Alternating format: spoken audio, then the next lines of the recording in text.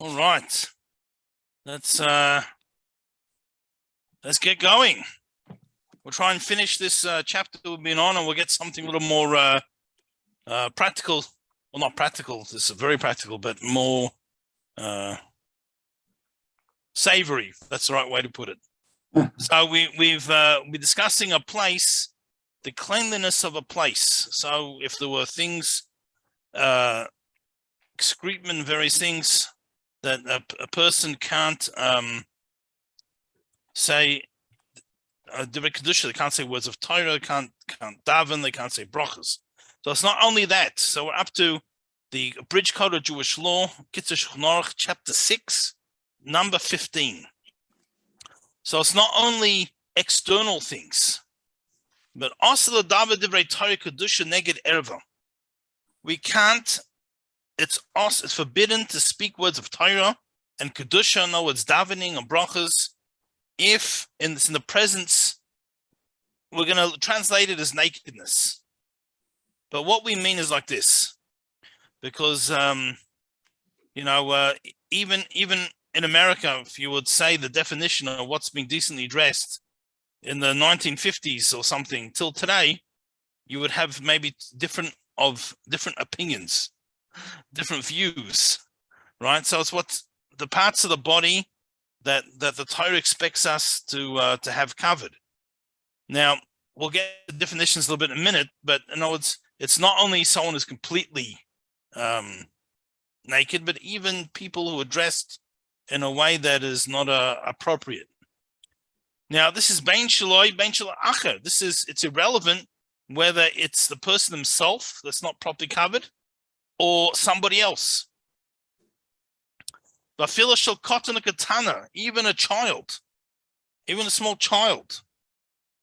In the brackets, there's an exception, rachel tzarech mitzvahs milah, but for the sake of the mitzvah of doing a bris milah, the circumcised an 8-day-year-old. Well, it doesn't have to be 8 days, but the child. The truth is, even an adult, in this case, if the adult is having the bris, you're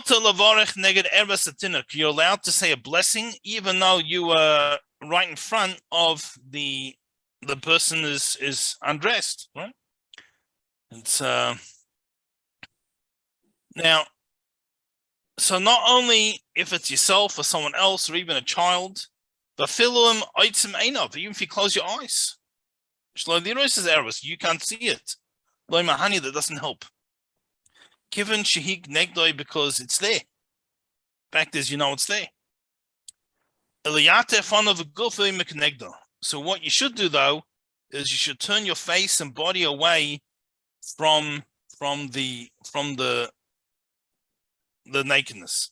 So unfortunately, in today's society, the fact is, if you were having a drink in the street, some people live in very hot climates. It's though it's generally not good to eat and drink in the street, but let's say sometimes here in Phoenix, you're getting 45, 48 degrees in the summer, and if you're walking to shul, you may need a drink of water on the way. It's just to be able to make it, right? So such a circumstance, you can drink well, it's not the only circumstance, but there are times where it certainly would be appropriate. But the unfortunately, what happens is there are sometimes people in the street who are not dressed appropriately. So we need to actually turn ourselves away. Now, this not appropriately, by the way, applies to men and women. It's not just there's a lot of emphasis when it comes to tznius and modesty. There's sometimes this great emphasis on how women should dress, but it's how men should dress also. It's the truth is it is a little bit stricter about women, particularly married women covering the hair and various things, but it's everyone. So Tesain 16. So Gufa Isha Kol Mokim Shadarka this Kosis. So we're starting first with a lady, a part that any part of the body that normally is covered, and again that's not now whatever goes in whatever society, it means what should be covered. So ideally the collarbone, the sleeves to the elbow, skirt or dress, whatever past the knee, feet, whatever it is. In this gala shamshir tefach. So if there's a tefach that's uncovered, so tefach again is the measurement of the fist. So we're not waving our fist at anyone, God forbid, but it's tefach. V'chein sara shel isha nesiya shedakala. So some likewise the hair of a married woman in the skala kasas mehem. So if it's uncovered, chashuv k'ma erev l'gabi ish. For a man, this is considered not being dressed, so he can't say a blessing in front. Now, seemingly women can in front of other women's hair and different things, but a man can't. It's irrelevant whether it's his own wife or someone else's wife.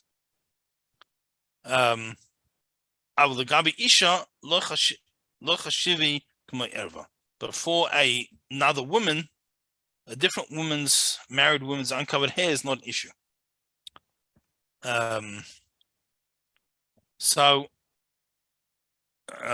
If there's persons there and there's another person, a man or woman who is not properly covered up, so they're going to have to said they have to turn away, facing the other direction a little bit to be the same blessing. Now, kol zemer shel isha. Now, a woman's singing voice. Chashuv gam kein k'may erva. This is also considered like a nakedness. And again, this is why I said we translate the word for like a better translation. Obviously, we don't talk about a voice being naked or various things, but it's also the same sort of concept for a man. Now, I will point out over here, it's the man's responsibility not to listen to the woman. Now, like any mitzvah, there's a concept of not putting a stumbling block in front of a blind person, which doesn't only mean literally.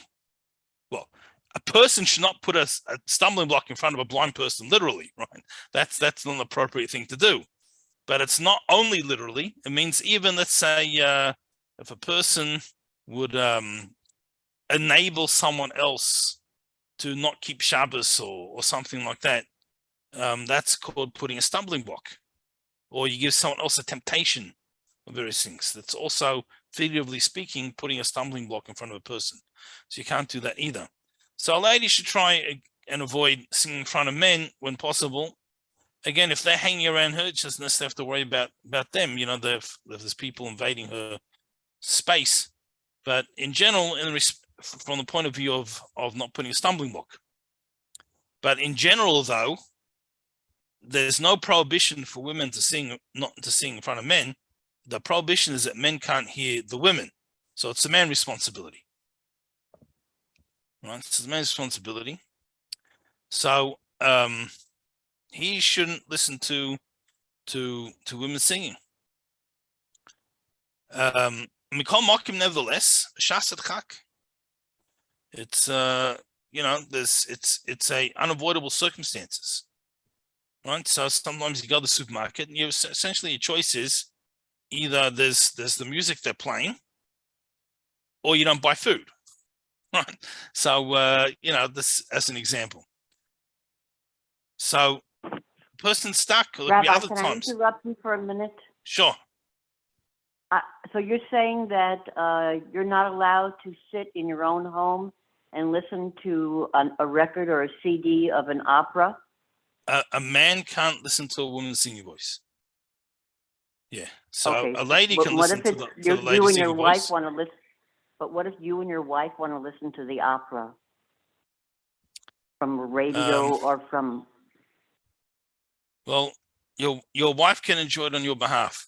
I guess that's more. Okay. So it's no. Well, record. I mean, let's. If it's men, I was going to do the general concept and then speak about different things. I'm sorry. There is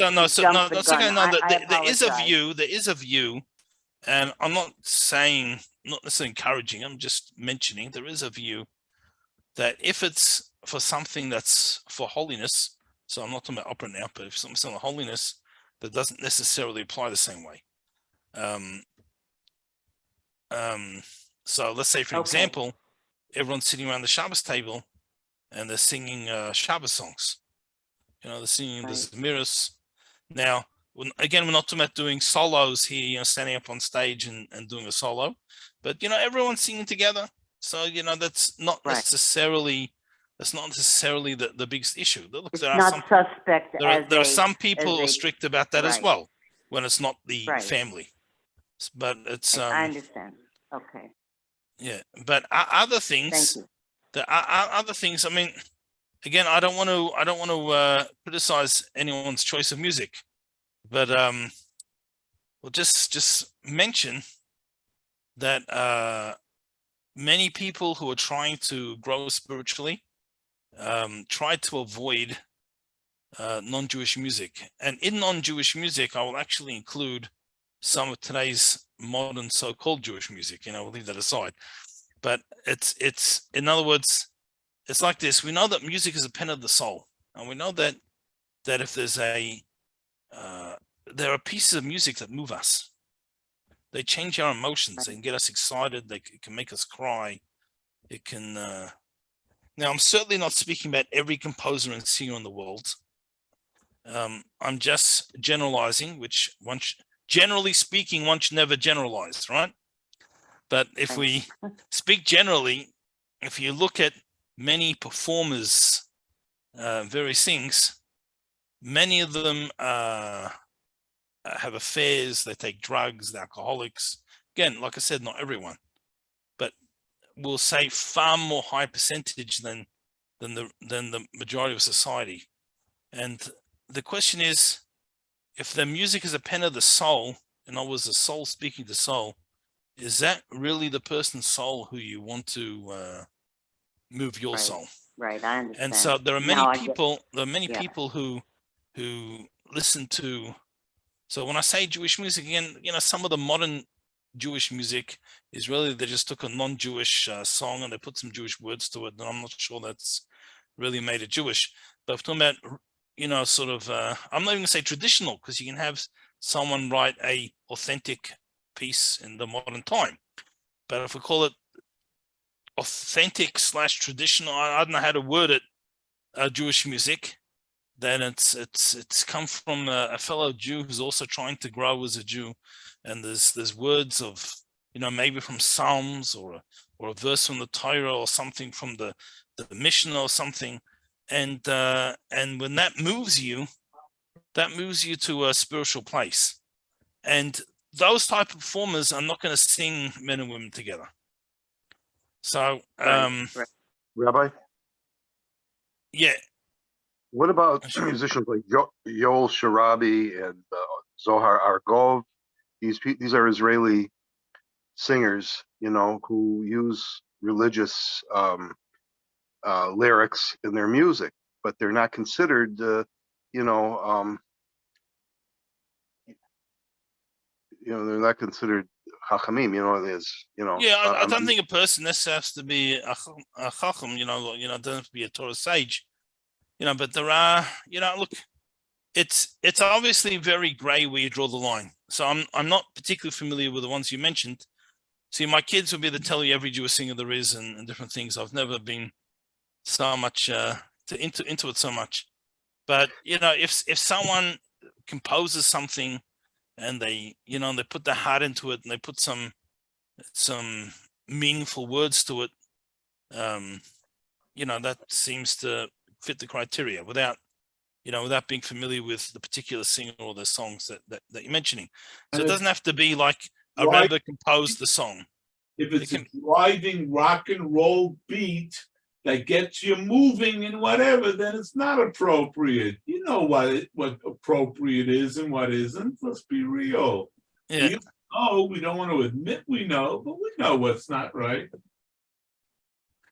It's I think, so there's the issue of imitating the style, because again, where did that style come from? But I think the classical composers and the wrote the opera and various things, there certainly isn't the same scandal about them as there is about modern people, but that may have more to do with not being internet and paparazzis and than perhaps that there really isn't. You know, I don't know. Again, I don't want to you know, trial and condemn someone without really knowing their situation. But I think in general, again, you know, it's no one asked me, no one come in and said, Rabbi, can you tell me what music to listen to? So so you didn't ask, I'm not telling you. And if I do tell you, you know, they say one of the best things about advice is that you don't Rabbi? have to take it. Yes, Moshe. Okay, what about somebody like Ofra Haza? How would you? So like what? Ofra Haza. So She's a Yemenite. She's a Yemenite. And yeah. She passed away a number of years So ago. I would say, you know, in general, this again, without knowing this particular singer, but there are many religious, you know, there's many Jewish singers who make recordings and concerts for women. You know, it's not really appropriate for the men to listen to. I do, but you know, there's you know, there's you know, so it's yeah. I mean, I think the men should avoid. I mean, there are those who are lenient with recordings as opposed to live, because A, you don't see the person, and B, you know, when you go to a concert, there's a difference going to concert to listening to the recording. As good as the recording is, there's a different experience going to the concert. So there are those who are somewhat lenient with recordings, but I think generally speaking, people try to be, you know, strict with that as well. So you know, I don't want anyone to have to Rabbi, feel all the music has to go out does the that window. show a distrust of your husband if he listens to opera? No, look, alone I think the first thing is that many people they live like they're used to living, right? And to grow spiritually and to change is a gradual process. Anyone who tries to do huge changes in a very short time normally fails. You know, it's like trying to climb a ladder. You know, you can go one rung, sometimes you can skip and go 2 rungs, but if you try to go up 4 rungs, you just fall off. So the fact, you know, if there was someone who all their life listened to these things and they haven't yet moved on, I don't think that necessarily you know, it's not something to I worry don't think that's about, a judgment right? of their character. I think Right. also, Okay. I think a lot of people are unaware also of the issue. You know, I think Rabbi? that's Right. yes. This is Panina Sarah, I believe. Yeah. The type of music or singing that I'm referring to, which I used Ofra Haza as an example, and it's true, she is a woman, but the recording was like, you know, Jerusalem of Gold. These are songs that are not, you know, they wouldn't be quote unquote romantic in nature or relating to anything that's particularly non-sneas. It's usually related to Israel or extolling of Hashem or something like this. These kinds of songs. Okay, no, I understand, and that obviously is better. You know, the question though, I mean, if it was in person, there's for sure nothing to you know, a person, you know, there's a man's not allowed to steal a woman's voice, and it's full stop. You know, when it's recordings and you want to say it's really, I mean, look, I guess, you know, if someone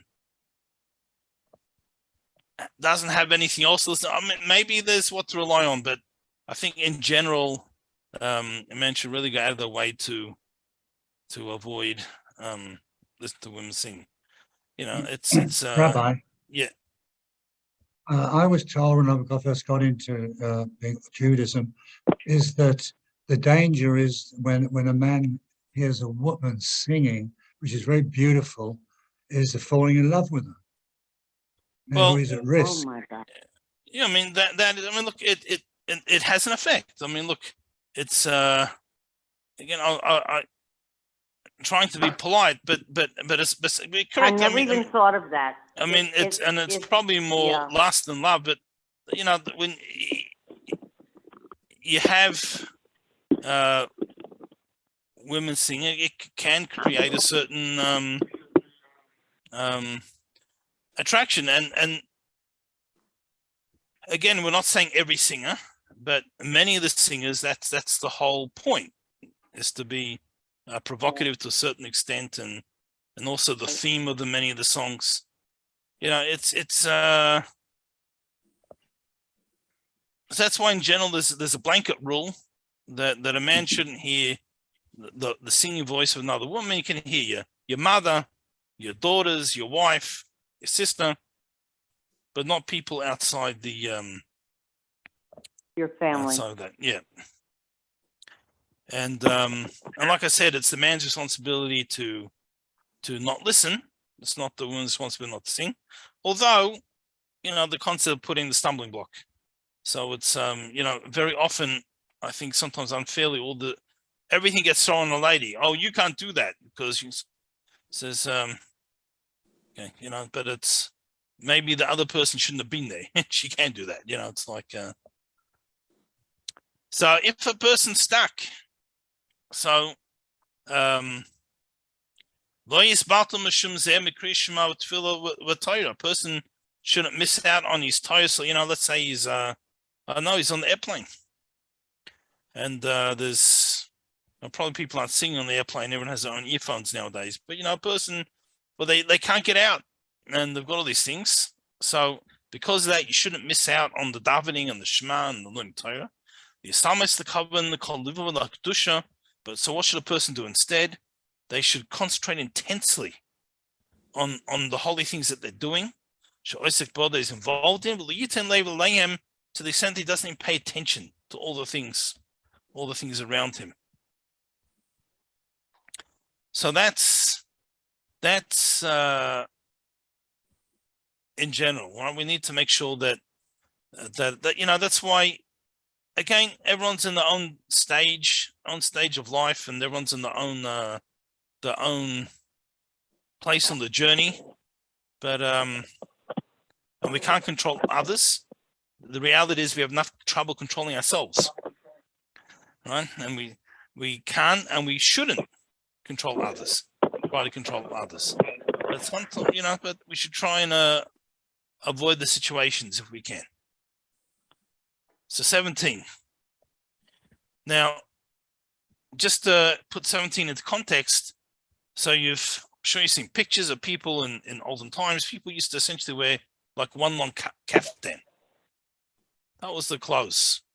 And usually there wasn't anything underneath. Not to wear a kaftan. So what we're going to say is that our heart and our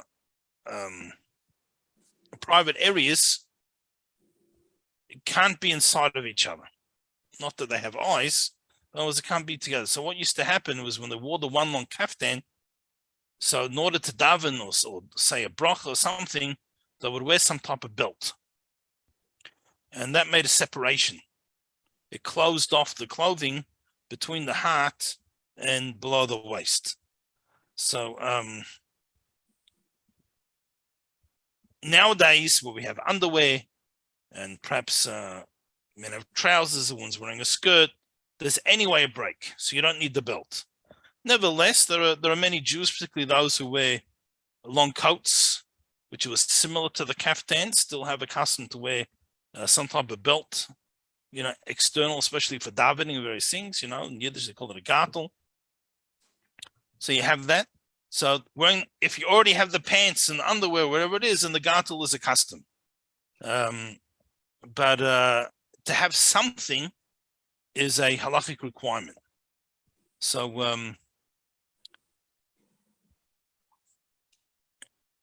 17.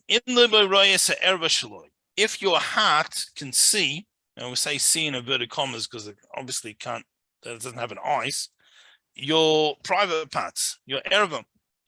Afa pisha erva himchusa, even though the erva is covered.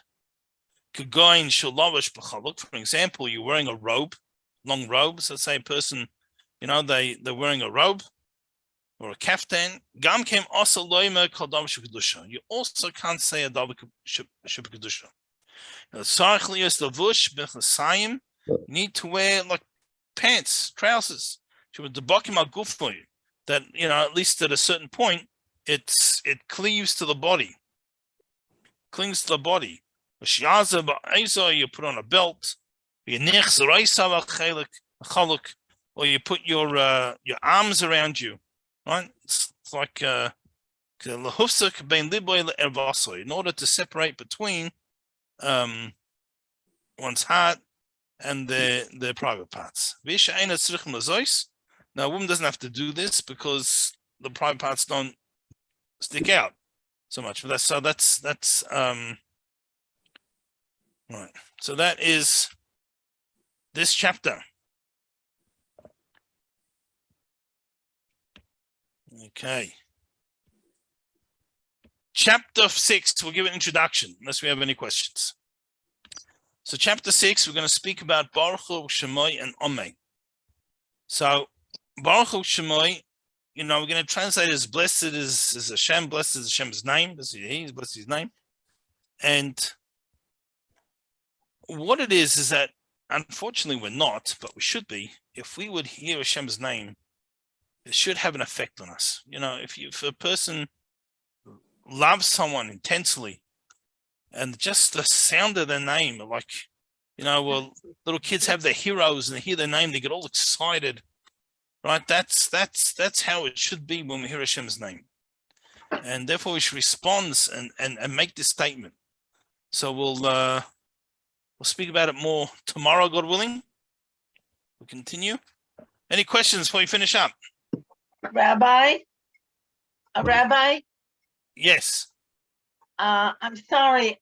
Now I know you said it doesn't pertain to women, but what did you say before about putting the hand between one's private parts and the heart? So if you don't have something to wrap around, you can sort of wrap your arms around to like be a belt.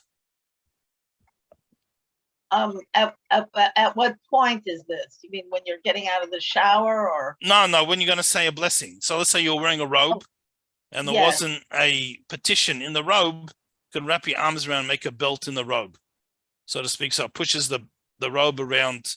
So there's, it's not open between the heart and the private parts. Oh, I see. Yeah.